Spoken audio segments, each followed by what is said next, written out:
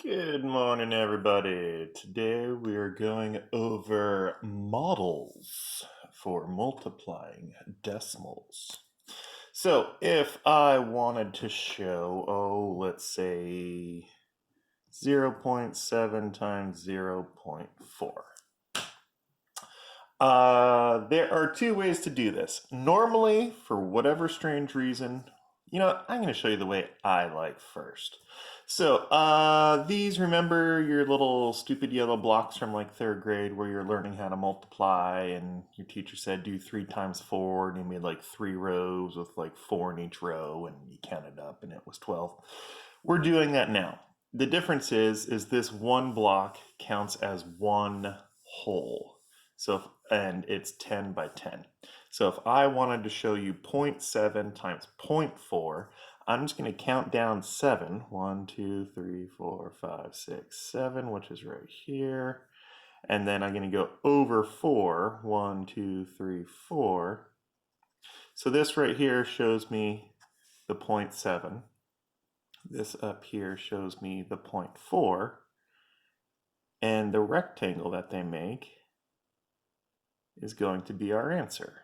Now, if you count it up, it's 28 pieces out of, how much are in the whole thing? 100. Or 28 hundredths is the same thing as 28 hundredths. Does that make sense? So, that's all there is to it. It's just like if I were to do 4 times 7, I would just ignore this great big black square on the outside. And I just go over 4, down 7, and then count how many are in the rectangle. But since it's 0.4 and 0.7, I just need to put it out of 100 because it's going to make 100 individual squares inside this one square. So let's just do another one. 0.5 times 0.8. All right, I'm going to go 5 down and 8 over, or I could go 5 over and 8 down. It doesn't matter. I can pick whatever one. I'm going to go 5 down. 1, 2, 3, 4, 5. That's right here. That's going to be my 0.5. Now I need to go 8 over.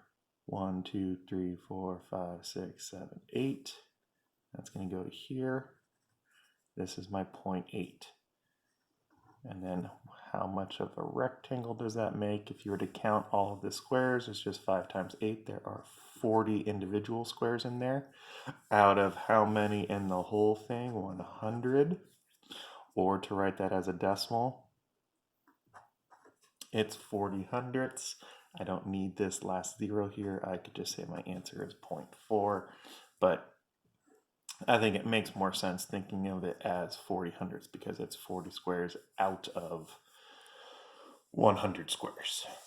All right, so one more with the way that I like, and then I'll show you the book way, which tends to confuse people, but once you see it this way, I think you'll be just fine with it. So let's do 0.6 times 0.9. So I'm going to go down 6 spaces. I'm going to go over 9 spaces. So down 6, 1, 2, 3, 4, 5, 6. This is 6 tenths. Over 9, 1, 2, 3, 4, 5, 6, 7, 8, 9, which is over there. We're then going to make the rectangle. You can count up all the squares. It's 6 times 9. That's going to be 54. That's 54 out of 100 again. And to write that as a decimal, well, 54 hundredths. I just make sure I put the 4 in the hundredth spot. That means the 5 is going to go right there. 54 hundredths. And you want to put the 0 there to look like you're really math superstar.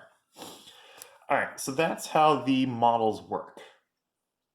The book tends to show you in another way, and it's a little weird, but it makes sense once you think it over.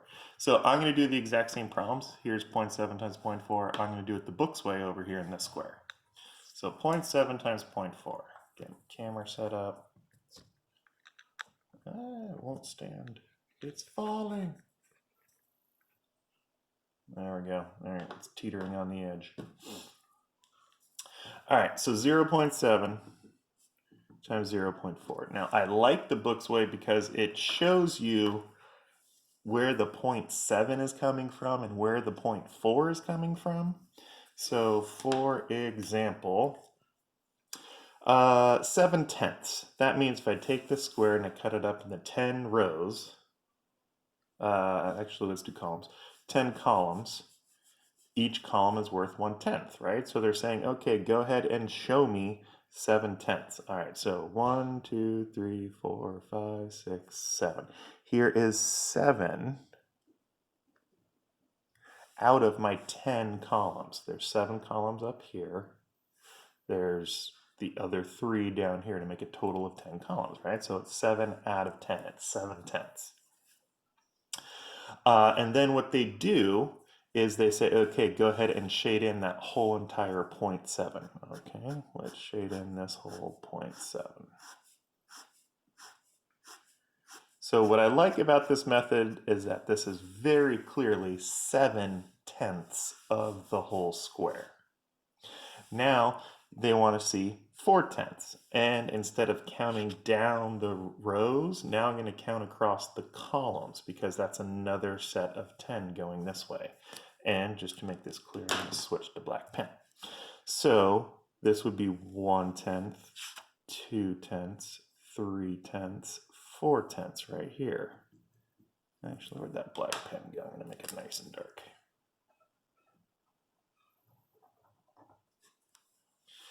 This is 4 columns out of 10 columns. That's why it's 4/10. And then what they do is they go ahead and they shade in those columns. And again, if you look at just the black, you can see that that is 4/10 of the square. So if you're looking at the orange, it's 7/10. If you're looking at the black, it's 4/10 of the square. Now, your answer is simply where it overlaps. Where does the 0.7 and the 0.4 overlap? Well, I can see they don't even touch it all over here because there's no markings whatsoever. I can see that this is only part of the 0.4. This is only part of the 0.7. But here, where I have the black lines and my orange lines, that is where they overlap. That is my answer. My answer is this chunk right here. And what is that? Well, if I look at the other one, it's the exact same picture as this over here. This, it's so simple to read the answer. Oh, it's this little bit right here. It's the 28 out of the whole entire 100. When kids see all these different colors and lines going in the different directions and they see 4 different areas, they get a little confused.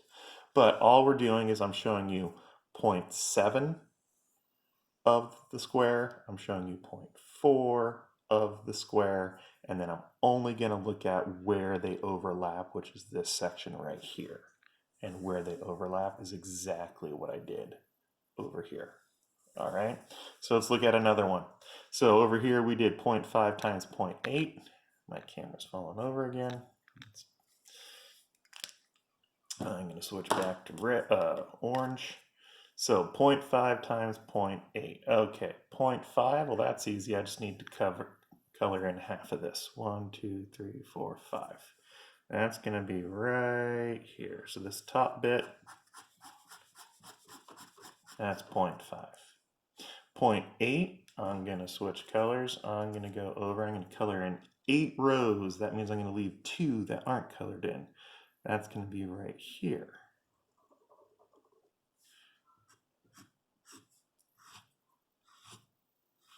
Sorry, it's 8 columns, not 8 rows.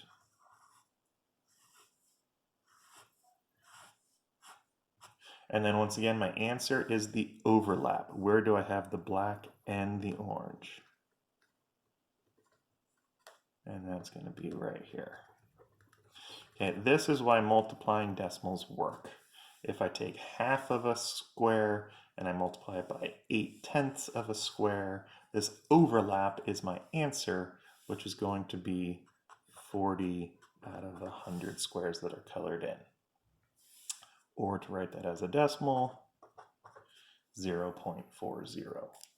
Alrighty, all there is to it. I'll just do one more of those weird ones. Oh, and again, yes, it does match the other one. It's really easy to see the answer here. It's really easy to see the problem here. I think it's a little bit harder to see the answer. So sometimes what your book will do, I'm going to cover up that other one. Hopefully you don't remember it. They're going to show you a picture of a problem. And it will look like this. I'll show you this right here. And I'll shade this in. My orange pen's getting a little dry. They're going to show you the other number, which would be right here.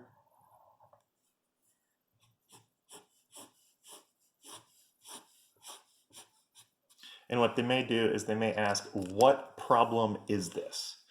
And all you have to do is look at the colors. What is orange? Oh, okay, orange goes all the way across right here. It's 1, 2, 3, 4, 5, 6 rows out of the 10. The orange part must be 0.6. Okay, now look at the other color. What's black? Well, 1, 2, 3, 4, 5, 6, 7, 8, 9. 9 rows all the way across out of 10. That must be 0.9 is the black. So they're asking you, well, what problem is this? Oh, okay, well, it's 0.9 because that's the black times 0.6. That's the orange. And our answer is where they both overlap. There's 54 of them out of 100, so it's 54 hundredths. So just by looking at the picture, you can figure out what the problem is. Now, here's what's really stupid about your book on this. They show you the pictures to kind of explain it, but then all the problems are just normal multiplication problems. But then guess what happens on your test for this chapter? They're going to show you a picture of it and they're going to say, what problem is this? So you have to know how to read the picture. But anyway, we will do more of the reading the pictures later on. Here are the answers to your reteach. Here are the answers to your practice. And if you have any questions, we will chat.